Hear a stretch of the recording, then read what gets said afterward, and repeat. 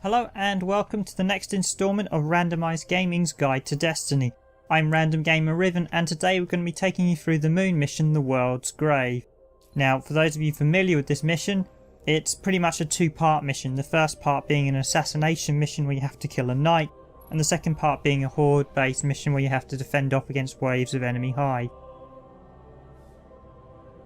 It's certainly one of the trickier missions I found early on because it's certainly one of the long ones. You do go pretty deep into the Hive base, and there are a few ghosts you can pick up along the way and a few golden chests as well. We recovered found a library in their fortress called the World's Grave.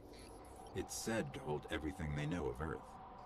If you can get us And anyone playing the current daily list might be very familiar with this mission because it appears to be repeating every week at the minute, and I think there's a problem with the dailies, or Bungie have gone perhaps a little too much on the Dark Below only moon mission expansions. The World's Grave is deep in their fortress. So here we are at the World's Grave. Now the first point is you need to enter the Hellmouth, and you actually go into the Hellmouth via a different entrance to normal. And this is the only mission I think that you actually enter the Hellmouth via this entrance.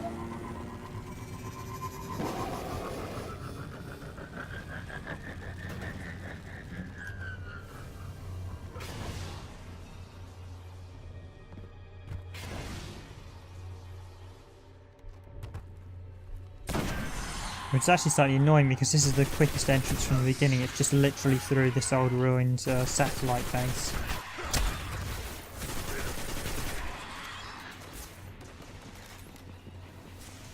So first up, just a few dregs. They'll be literally your only fallen you'll encounter. And then down here, now sometimes, depending whether players run through or not, you may have to fight these two knights. And they're both mages, so you can farm them for Glimmer or codexes or black wax. They're quite a handy place to remember, although they don't spawn that quickly, and often I come down here you will find they've already been killed by another player.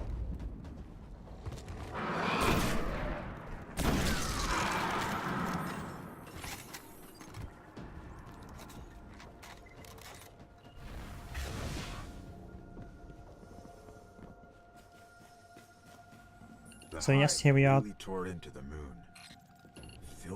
Spiraling staircase that goes down into the mouth of the Hellmouth, I suppose. Now, interestingly, there's actually a gold chest just coming down when you get to the bottom here. It's actually tucked away in a little cubby hole you have to crouch into. So basically, you see the exit you're going to go through. So you go down this sort of ruined rebel path, and instead of going to the exit to the left there, you want to come to here. You want to crouch down and go through this little hole here, and there is the second golden chest on the moon, or at least the second one I'm showing.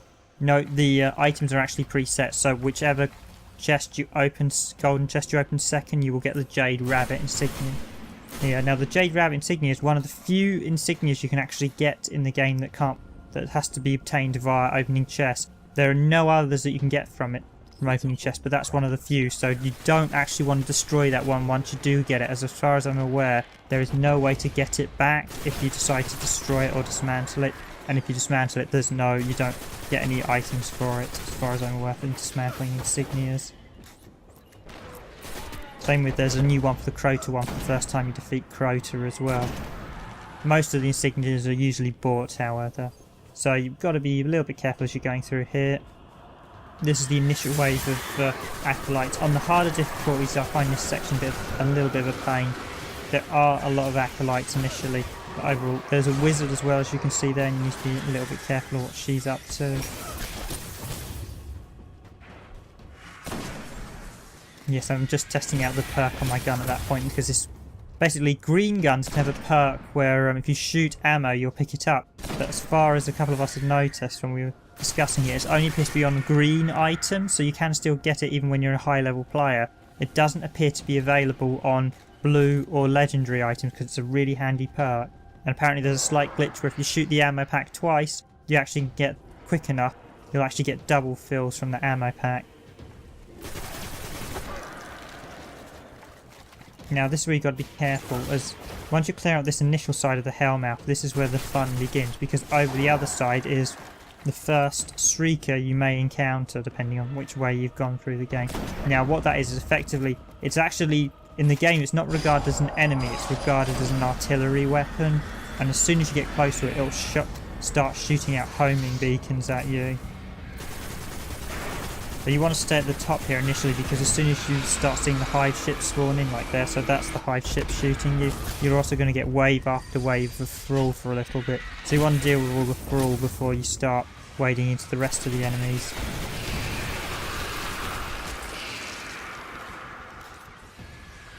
Again, stay back to avoid any shots from the wizards. There's a wizard down there, there's a knight, and there's a few acolytes, and there's the shrieker as well.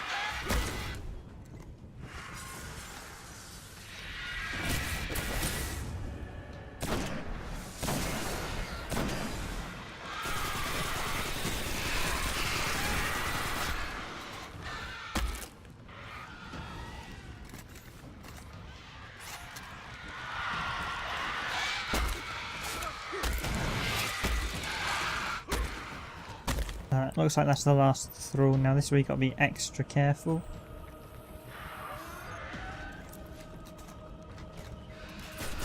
And this is the part where you really want a sniper. So I'm going to sniper out the wizard first. If she stays still. The other reason I want to clear out the area is there's actually a ghost you can pick up to the left.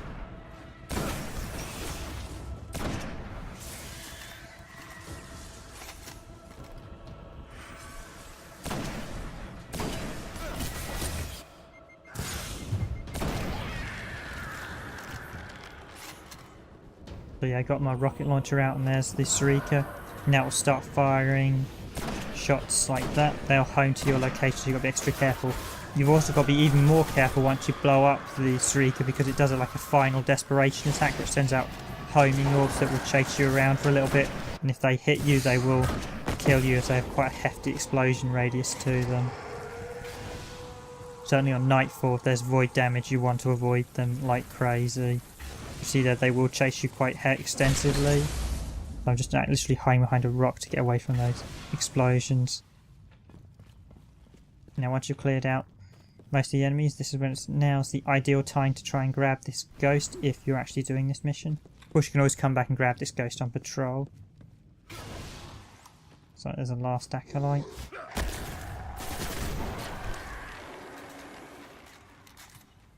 And it's over in the corner there on the left side. Now you can jump to it, you can also walk to it from this side that I'm standing on. You can see there, it's down there. I'm just going to trundle along. Just be a little bit careful. Apologies, it's a little bit dark on my screen, so I should have the brightness up a tad more, because you have to be very careful where you're walking, because there are a few holes in the rock, but you can walk to it. I generally avoid jumping, because sometimes jumping can give you a bit more slippery momentum, so as soon as you land you sometimes slide back, and too often I've then proceed to slide off the cliff you're standing on. The night is near, and it's powerful. Okay, so this is the assassination part of the mission. As you can see, we've got to kill the knight who holds the key to the world grey. Now, as soon as you come in, you will have two ships. There's the near side one, and once you've cleared out the enemies, there will then be a ship that comes from behind as well. Now, interesting, these ships actually spawn even if you're doing patrol, so you have to be aware of that. They spawn a couple of acolytes, and they usually spawn a wizard as well, or a knight. Depending on your luck, really, because it's sort of random whether it's the knight or the wizard. There are a few areas you'll notice that where the enemy patterns change, and it's not clear exactly what triggers the various patterns. It does appear to be a bit random. So, as you can see, there's two knights over there, and I think this is the first time I attempted to run over. Basically, as you see, I'm zooming in, there is actually a ghost over that side, and I attempted to see if I could sneak past the knights this first time. Unfortunately, it didn't quite go to plan.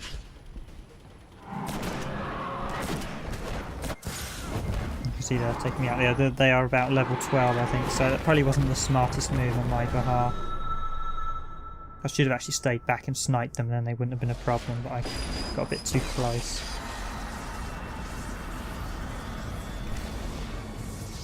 So you can see if you die, the ships come back in and they also shoot you, so again, just quickly find a rock to make sure that hits there, and if the ship's initial shots hit the rock, because else they do have quite nasty splash damage on them.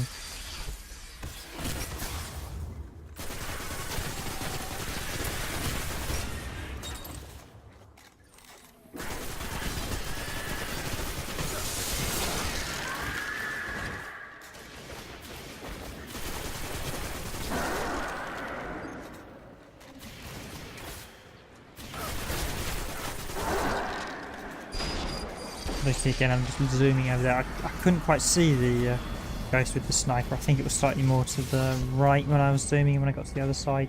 So you can see there's the other tomb ship coming in, and it's dropping off. That one dropped off a knight. So again, just stay at a distance and deal with them. Take your time. You don't want to rush this section. You are in a darkness zone. If you die, as you saw me earlier, you will have to reset this section.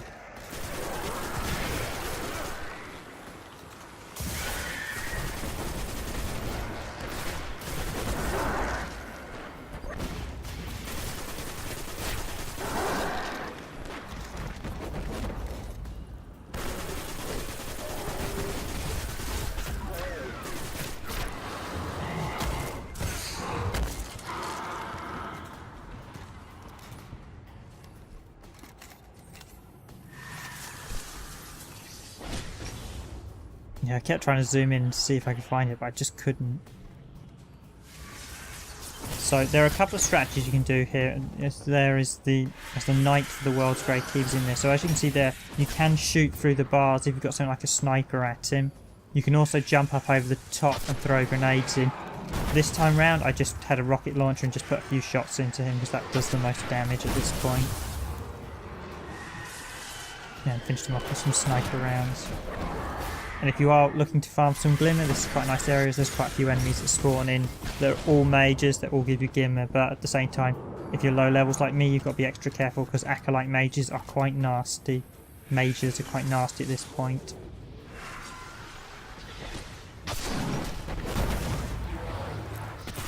There's the Keys to the World Grave. Frox is down, and that's a Grimoire card as well. As you can see, there's an Acolyte who's a major. This is the key to the grave. Killed him to grab his Glimmer.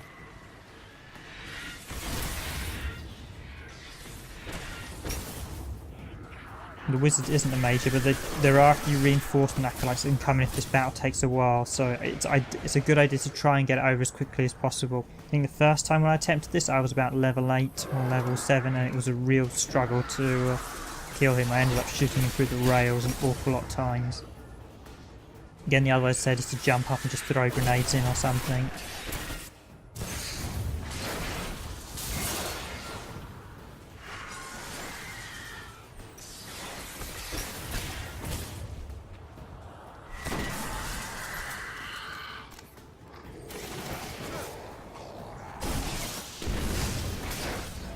Yes, the wizard wasn't a major, I wasn't going to bother killing him, so there's plus 25 glimmer you get for all mages.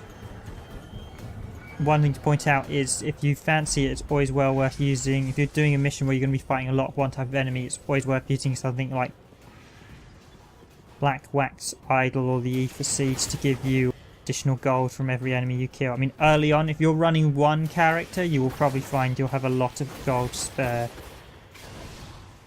So yes, you can see you've got to jump from this side, jump onto this platform and then jump across. And as you can see there, I slipped and nearly fell off.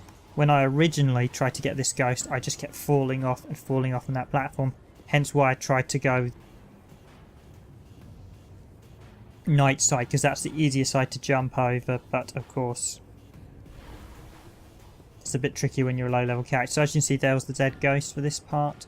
So I'm just going to jump up and jump over for this bit. I'm playing as a Titan who has the highest jump, so as a Titan this is probably the easiest bit. I think if you were a Hunter with only the double jump, it might be a little bit more trickier. Again, the Warlock's glide isn't great either.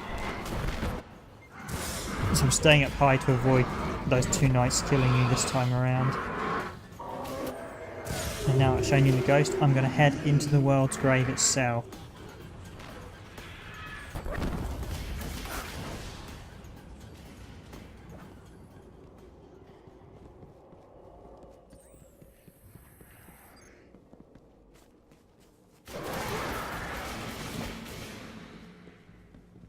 This should lead us right to the grave. This joke about the grave is so bad. A little bit of information there. That door to the right there, that huge door, actually leads you into the summoning chamber, although it never opens from this side as far as I'm aware. Although one time I managed to open it and actually run this section fast enough so it hadn't loaded in correctly, and that door was not present and I could see straight into the summoning chamber, but as I ran towards it, the door appeared in front of me, so that's what we call pop-up, which you don't see too much of these days, but back in 32-bit era, pop-up was all the rage. These logical limits and consoles. Daytona, everyone who ever played Daytona will remember that Sonic wall on the home Saturn's version just popping up into view, whereas in the arcade version it would always be there. In the Saturn's one, it would pop up as you got close to it, so it always looked a bit ugh.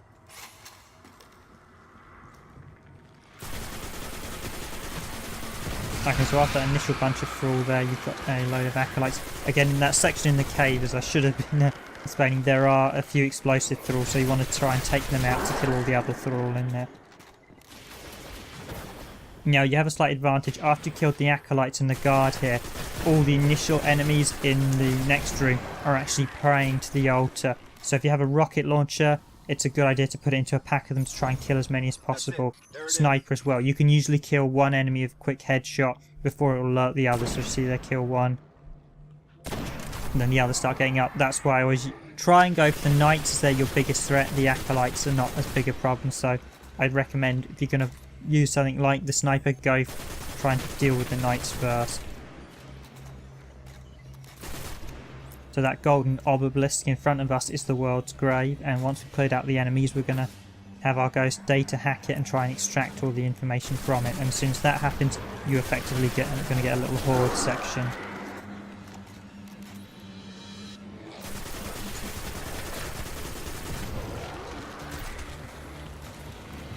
So time to deploy our ghost.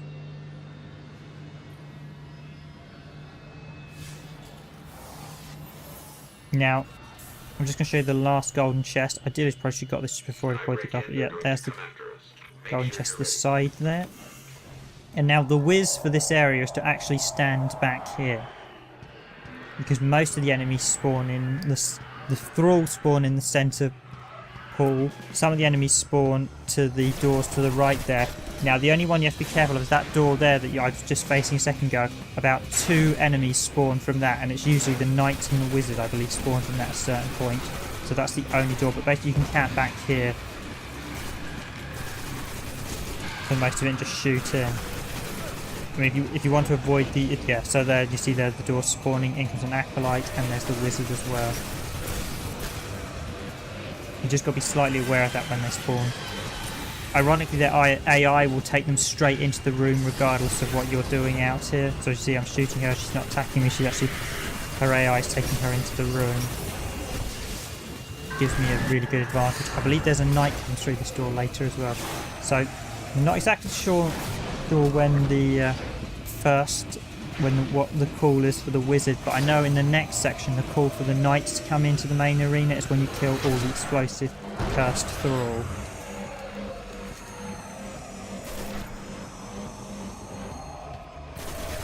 So once you've killed the first wave of enemies, you'll see the thrall, a second wave of thralls start popping up from the pool in the centre of the area.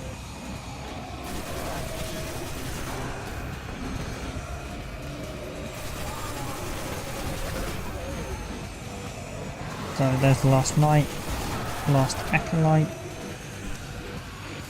As soon as that happens, there'll be more cursed thralls start spawning. Yeah, so that's the trigger for the second wave incoming, and then more thralls will start spawning in the centre area. I'll run over here, so you see them all just coming out of the water there. There isn't too many enemies left now, but basically the trigger prompt for the next one, as I said, is all the cursed thrall getting killed. So make sure you kill all the thrall before you kill all the cursed thrall, because as soon as you kill the cursed thrall, you'll know the next wave of enemies is inbound.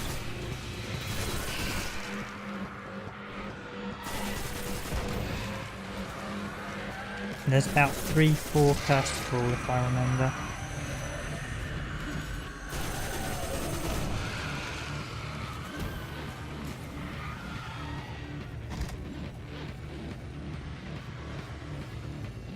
So there's a thrall and there's a cursed thrall. I'm just going to take him out. And there's another cursed thrall down there, so I'm going to blow him. Now as soon as I kill that guy, I'm aware that I may well have knights coming into the side here, so I think there's one more thrall after this, so yeah, he's the last guy. Then turn that side. Get the rocket launcher out. I think Is there one more? Can't remember if there's one more. Oh, there was another.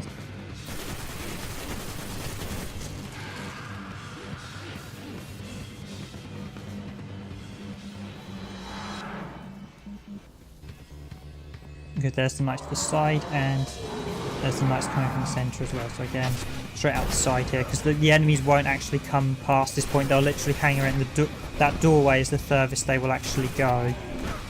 They won't come out any further, so you can literally just sit up here and shoot them. And it certainly makes it a lot more easier than standing in the middle. If you do want to stand in the room, it's best to stand on one of the pylons and then just shoot like crazy. That was a little bit close there.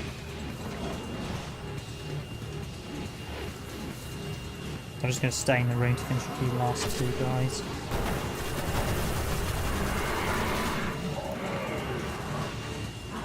And as they're knights, I can just kite them around the room, so jumping from one side to the other. The thing with the Titan has such a high jump you can easily manoeuvre. Probably the most problematic jump is the Warlock's glide. See there, those two down. Going with the headshots, level up, and that is the mission over. And that's it for this mission. There isn't actually a reward for finishing it, so you don't need to head back to the tower unless you want to cash in some The Hive missions. have seen thousands of worlds taken by the darkness, and they've been seeding Earth for centuries. I'm Random Gamer waiting for Riven, gods to and this is me return. signing out for I'll today. warn the city. Let's get out of here.